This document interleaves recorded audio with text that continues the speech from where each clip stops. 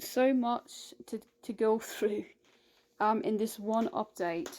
So many different topics that I felt like I should probably give you a summary so that you have a better idea of what exactly all is in the vlog. So first we got Patch and what he's up to, an update on him, an unfortunate bout of a very judgy postman that thinks all roosters are evil and out for blood, and I prove his theory wrong through some footage that I'm doing. And then after that we've got the update on the little baby chicks and what they're up to, especially that one wee little babe that I had to help out of the egg a couple weeks ago. We got an update on that one as well. And then after that we're going to move to the aviary. We're going to have an update on Thunder the owl pigeon, and of course an update on all of our quail. And then we've got something that you might actually really want to watch about how to doctor up the wound on a quail, and a really easy trick to get a quail to stay still for that, because they're so tiny, they're so fragile, and if they're moving around when you're trying to doctor up something, it can make it a lot worse. We'll have a little tip on that. That's it. The postman, one of them anyway, has gotten really afraid of our chickens because they'll run up to him thinking he has cookies. But let me just show you how easy it is to get him to go away from you. You start walking towards them and they just automatically start going away from you. You know, it's even a rooster. Hey Patch, see, you start walking towards him and he'll just run away from you. So, you know, the lad is scared for no reason, especially because Patch, our rooster, you know, we keep him because he's nice, because we can trust him. He's never attacked anyone. So I'm showing you this, you know, firsthand what happens when you walk towards them. They just go away. You know, and actually sometimes it's difficult to get them on footage because they're so springy. And as soon as they realise you don't have food, you know, then they lose interest and go away. And yet he's, you know, here getting all mad and hissy, asking us to check that because, like, he thinks they're trying to attack him or something, and they're not. That's exactly why I don't keep any mean roosters. I understand a lot of people do. A lot of people actually try to find the meanest one they can, so that, you know, it scares people away from theft and things like that, and it scares anyone away that's not meant to be there, kind of like a guard dog would do. So I understand that most houses that he goes to are probably not set up like this, and he's probably used to the roosters attacking him at other properties, but he's not even given them a chance, you know. Let me just do this again. Let me start walking to see how far away I really am already. Let me just start walking towards him and show you what happens. Okay. They just all, and he just flat out went completely away. They just all go away. So, you know, it's not like it's not like, you know, any of them are aggressive or anything. They're not. If you happened to watch the last hatch that we did, we tried to show real time chicks hatching out of the egg, and there was one that I had to help out, and I said, you know, 9 times out of 10 they do not make it, and I really did not expect it to make it, especially because it's slightly formed, either slightly underdeveloped or slightly deformed. I don't know. The eyes were tiny. They now kind of look a little more normal. It looks like he kind of grew into his eyes a bit. And I'm going to show you the chick that I'm talking about in a minute. But there's some chicks in here that are about a week and a half older, maybe 2 weeks older than the other two. We've got actually a good reason for putting these specific ones together, but that's the little runty that I thought would not make it, and came out of a decent sized egg and everything, and just even compared with the other one of his same age that's in here, there's only one other one that's his same age, but even comparing his size to that one, You know, you can tell that he is just a real runt. There we go. There it is. Right, they're actually they're right together. See if I can't. I can't. Well, no, they're moving. Okay. That smaller one, you know, in the corner, and then the grey one that I was talking about. And you can still kind of see how that his eyes are still kind of small. But he just looks a little more puny. And the other one, same age, not the one that's barred, not the bigger one, but the one that's closer to his same size, just looks a little bit more robust and things. So we've definitely got that runt right there, and like I said, when you got a runt like that, usually they do not live. That's kind of the definition of a pipsqueak. I mean, that's why I had to help it out, because he was sitting there. He pipped, but he just kept screaming and squeaking, and I had to get him out. You have to wait to make sure that they really are stuck too, and you have to get out at the right time, or they will die. If you get them out too early, you'll kill them, because they'll bleed to death. But anyway, so that one made it, and there's a reason why we got all these in here together, and there's a reason why we've got the other ones separated from them. Ironically, the firstborn of the last hatch, the firstborn, which is that one right there, let's see if we can't, that one right there, and then the lastborn, which is the runt in the corner, that's hiding in the corner that you can't see at the moment, that we were talking about earlier. Those, the firstborn and the lastborn, were the two really mean ones. And then we've got some mean ones. So yeah, we saved Runty's life, but he's mean. So after all that, saving his life and everything, he turned out to be a real prick. But, you know, he's hiding in the corner. But anyway, so we've got the mean ones housed together. All these mean ones, you know, do okay when they're with one another, although they do dominate over each other. They do okay because all of them are mean, and so they can kind of hold their own. But if you put them in with like a docile or even average chick, they will take advantage of them. They won't let them eat, they won't let them drink, and they'll peck at them and pull the feathers out. And so we got all the mean ones in here. They're going to be raised for butcher, sadly, because they're too mean to do anything with. We need the way our flock is run, you know, we need to make sure everyone gets along and no one fights. But the majority actually were nice. So we got, again, we got two different ages in here. We've got, I think, 3-week-old and 1.5-week-old, I think, if I'm not mistaken. And so they have proven that they can get along and that they're pretty docile. That may change if any of these are roosters in here. That may eventually change when they start getting testosterone in them and hormones in them. But these are all the nice ones. We plan to raise these up for eggs and for breeding, and hopefully we'll get a nice, also a really nice placid rooster from this bunch right here that will get along with our current rooster Patch. And I don't know if you can see, you probably can't see him because he's in the shadows over there. He's getting ready to come out of the shadows just for a brief second. There we go. And there he goes. But yeah, so we're hoping that, you know, because we got a big enough flock for two, actually it's a misconception that they'll fight. It depends on the personality of rooster. And actually a lot of them do great together, even help each other out as far as protecting the flock and things. As long as you got, the trick is you need enough hens per rooster, so you need at least 10 hens in my book per rooster. Some breeders you will use 6 or 7, but I think that's a little cutting it close.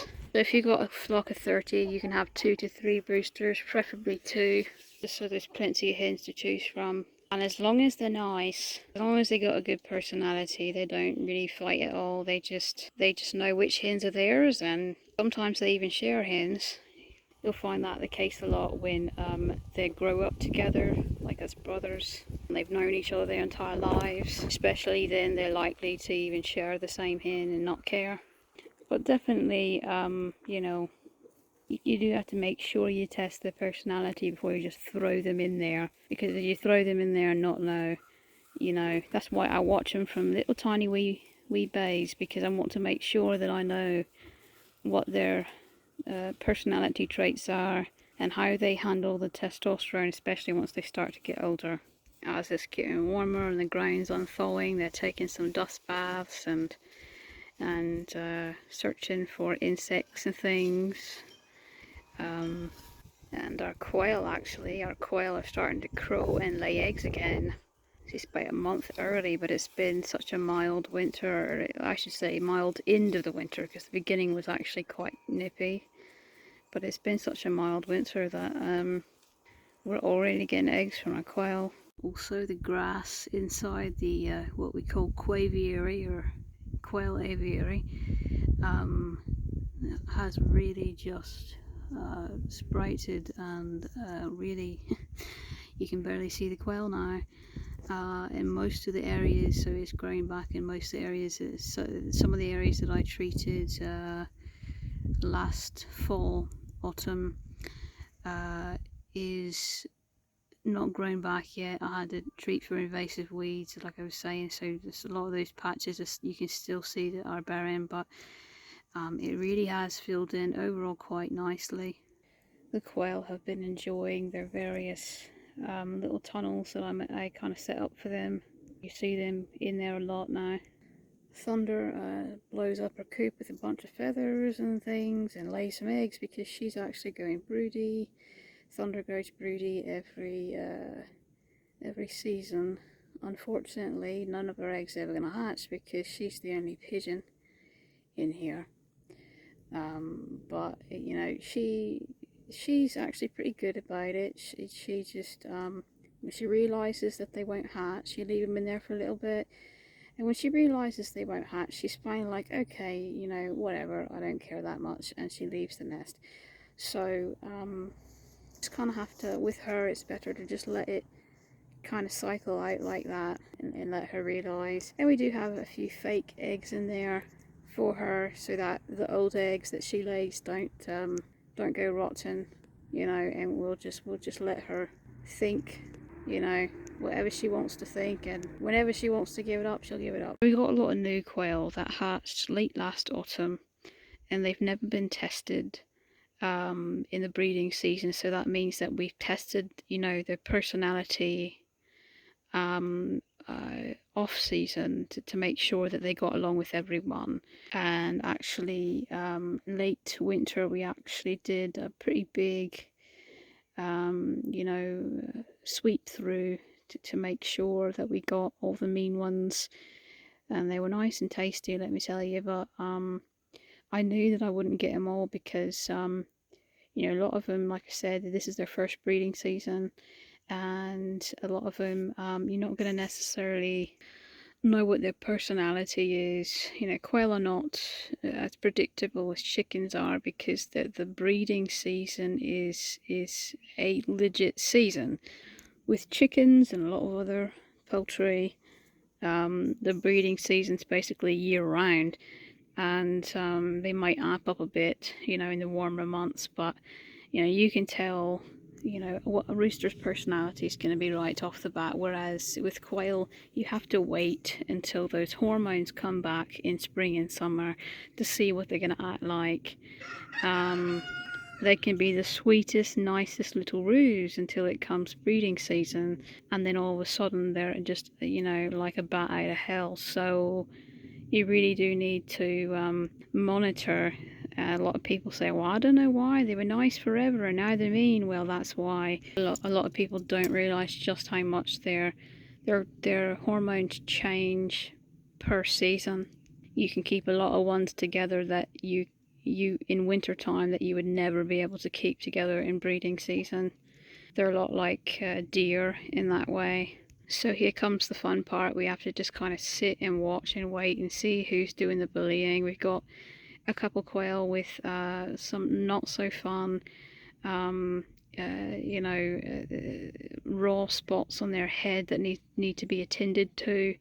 And so we want to find the culprit, whoever picked the feathers and the part of the. I mean, some of them. It's not a terrible injury, but some of them, it's bad enough that it did draw a little bit of blood, and so we really want to make sure that whoever is doing this is caught today, and that is set for butcher today. And I have a feeling that it's more than one that's doing it. I just caught this one and I saw it picking on quite a few of them. However, I'm not sure if it's the only one. I'm pretty sure it's not the only one, so I'm going to put it in a holding hutch while I look for more, and we'll give you some food and water until you're ready for butcher. See, too often people will remove the ones that are being bullied instead of removing the ones that are doing the bullying, and that only makes your problem worse. So if you really want to fix the problem at its core, then you need to find out who's actually hurting the omega or the lower members of the flock, the lower. And a lot of times it's not just the lower ranking members, it's also a lot of the mid-ranking, even upper ranking members that are being affected, and they may have just a couple, feathers missing on the head or something, but they may be, stressed as well. And if they're roosters, they're really nice, docile roosters that are being dominated by other roosters, that they may have really nice genetics and they're not going to be breeding while those other mean roosters are fighting them. So you need to make sure that you actually remove the problem instead of the aftermath of the problem, because most often than not, if you've got a quail that's being bullied, it's not everybody ganging up on one quail. It's one quail that is going after a bunch of lower ranking members. And the lowest rank is the one that's going to get picked on the most by that one individual. And like I said, I don't mean only one, I mean a handful that are doing most of the bullying. But it's not like most of the flock is going to leave them be, and you'll find that there's only a few that are doing the bullying. So a lot of people just assume that if one gets the brunt of it and there's only one that gets it really bad, that it's the entire flock against them, and that's not the case. 9 times out of 10 it's only a small handful, 1, 2, 3 that are causing the entire problem, and the omega just gets the brunt of it. Once you've tested all your roos through season, then that is the sure personality for each season to follow. Right now we need to really treat this one that's injured. It happened just a moment ago. I didn't see it happen. I wish I did, because then I would have known who did it. We need to doctor that up immediately. Up to this point we've only had a little bit of issues, but this one, I'm sure it's an omega, as its entire head, like the top of its head, not just the feathers ripped off but the skin ripped off as well. It's raw, but it's not life-threatening as long as we get it fast, get it now and treat it. I've actually turned him upside down to treat him, so that he's in a trance, he's kind of asleep. If you turn any bird upside down, they'll go to sleep. So we're gonna keep him upside down until the medicine kind of settles in, and that way also I don't accidentally get it in his eyes. If he's still like this and he's not moving, then I won't get it in his eyes. That is one nasty wound. That is why you try to prevent it the best you can, but it's like I said, I turned around and this morning it wasn't there, and today it was. Oh my goodness, whoever did this is going to pay. I'll get you some food and water, okay? I'm actually going to put some poultry cell into the water and maybe even the food to help him heal and prevent infection as well. It's kind of like an all natural antibiotic, so to speak. Immunity boost and kills bad bacteria and stuff. It's orange, so it turns the water orange. FYI. Unfortunately, it is way too unpredictable to see exactly when this happens, so I cannot stitch it, because if I stitched it back together, bacteria's already set in and they could die of a bacterial infection. So what I've done is I put the medicine on it. I'm letting it dry as he's asleep. I'm letting it dry so he doesn't get in his eyes. I'm so afraid that he's going to try to jump up somewhere and hit his head again. That's the last thing he needs, is to hit his head after somebody pulled the skin off. So actually, I'm going to put him actually in here. That's what I'm going to do. Initially, I was going to give him a bit bigger place, but for right now, I think that'll have to do. That little cat carrier. And once he heals up a bit better, then we can put him in a bit bigger place. That needs to completely scab over, and right now it's still kind of fresh. So this is also good for anything that suffered a bit of blood loss. If he would just sit still and be quiet, I think it'll scab over. If he doesn't sit still, he's going to make it bleed again. There's a few other roosters running around in here. Some of them I already know I can trust, some of them I don't know. It's very uneasy and unsettling watching them for hours on end and not finding anyone else acting up. You had a really rough day, didn't you? It's just starting to kind of clot and scab over. So we'll have to treat this with antiseptic a lot, and it'll just take a lot of TLC. Like I said, unfortunately you cannot try and sew anything back when you don't know how long it's been that the injury occurred. That's about all you can do for it. This is actually a really common injury too that you find in quail. If you have quail, then chances are eventually you will run into this problem. I've doctored up 4 or 5 now that were like this over the years, and typically they make a full recovery. They'll have a scar for a while, and then eventually they'll even grow back feathers. So he or she is not the worst I've seen. Definitely not the best, but also not the worst. So, how are we today, little Judy? You're doing a little better, I see. Trying to move about, yeah. Let's get you cleaned up. I put the mean one in the little spare hutch. We're going to start fasting him for butcher pretty soon. And then as long as the one that got injured, which is the one that you see here, as long as little Jibby didn't try to jump out, I think we're going to try to keep him in here, because it's so much nicer and a lot more light and everything, and it's going to be a lot less depressing. So since it's scabbed over now, I think we can at least try that. But if you try to jump, Mr. or Mrs., if you try to jump, we're going to have a problem.